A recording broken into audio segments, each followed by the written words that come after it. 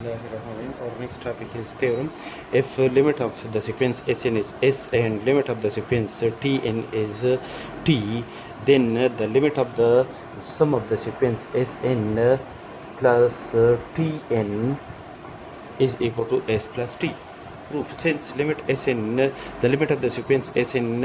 is S and the limit of the sequence Tn is T, that is limit n tend to infinity Sn is equal to S and limit Tn when n tend to infinity is equal to T, then by definition for any epsilon greater than 0 we can find a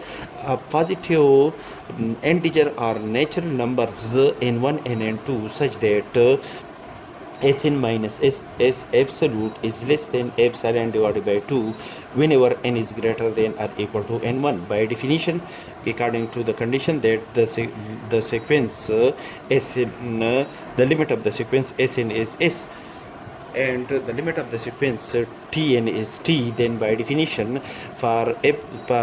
any epsilon greater than 0 there exists a natural number n2 such that Tn minus T absolute is less than epsilon divided by 2 whenever n is greater than or equal to n2. Let n be the maximum of n1 and n2 where n1 and n2 are positive integer. So so the above inequalities are Sn minus S absolute is less than epsilon divided by 2 whenever n is greater than or equal to n, and Tn minus T absolute is less than epsilon whenever n is greater than or equal to n.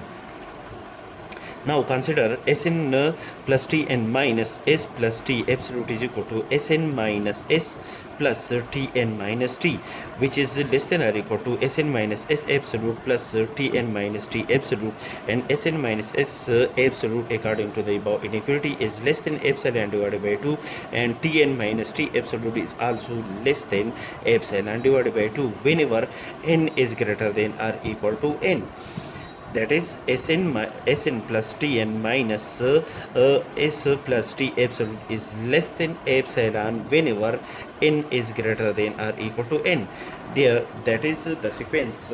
the sum of the sequence Sn and Tn converge to the point S plus T. That is, in limiting notation, the sum of the sequence Sn plus Tn when limit n tend to infinity is equal to S plus T.